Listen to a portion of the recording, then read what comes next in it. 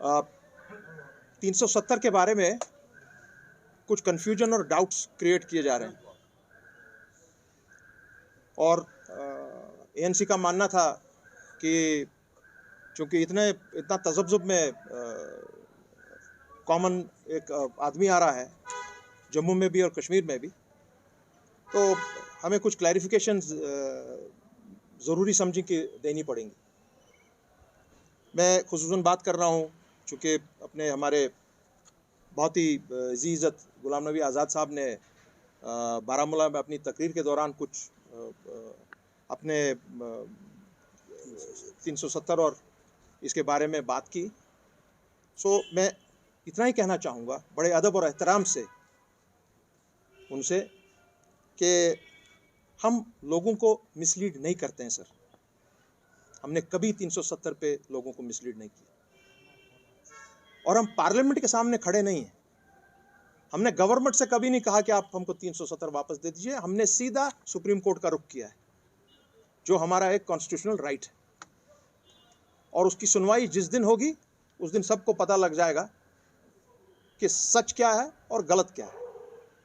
और हम एक्सपेक्ट करते हैं honourable supreme court will uphold the constitution of this country and give justice to the people of Jammu and Kashmir as enshrined in the constitution.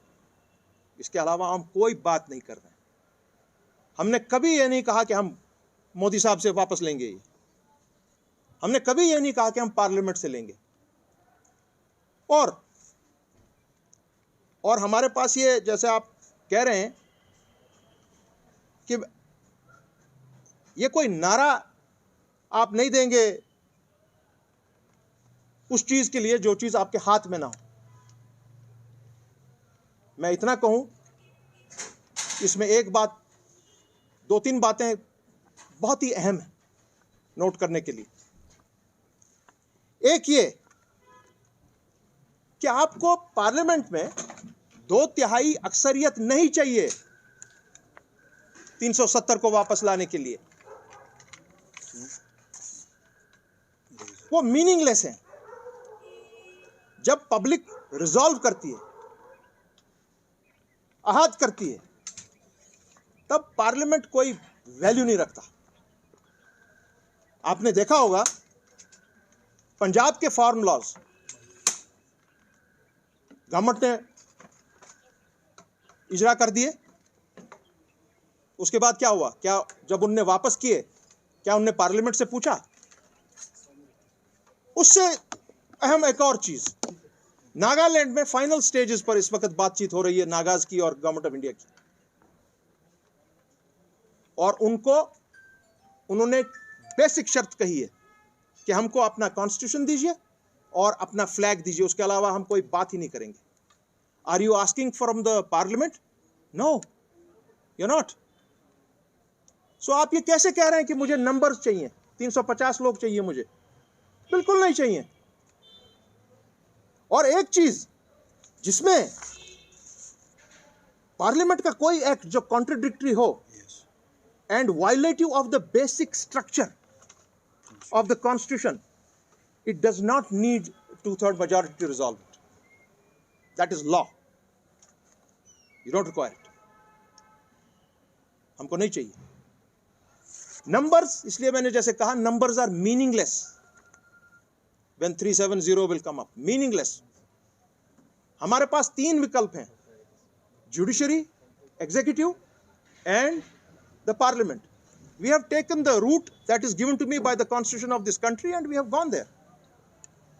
और वहां करीब 23 applicants हैं।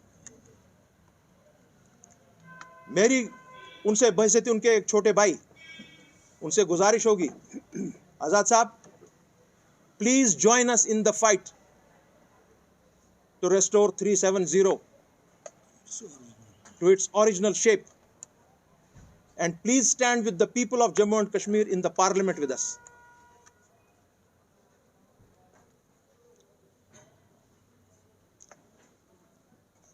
इसमें एक चीज मैं उनको और याद दिलाना चाहूंगा, वो याद करें इमरजेंसी का टाइम, जब 42nd अमेंडमेंट कोशिश की थी मिसेस गांधी ने to get more powers through the constitution by disturbing the constitution. वो तो फिर हिस्ट्री है. उसके बाद इलेक्शंस में क्या हुआ, हार हो गई, जेल हो गई. Don't forget that. Nobody is invincible.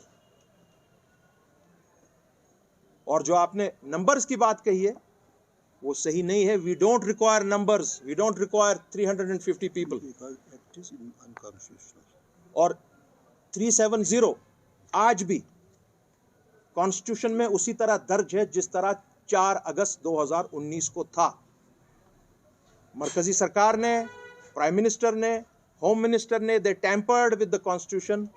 उन्होंने तार कर दिया. वो सुप्रीम कोर्ट में जब ये सुनवाई होगी उस पर उनके खिलाफ क्या कार्रवाई होगी वो सब जानेंगे. We are all awaiting the date from the Supreme Court of India.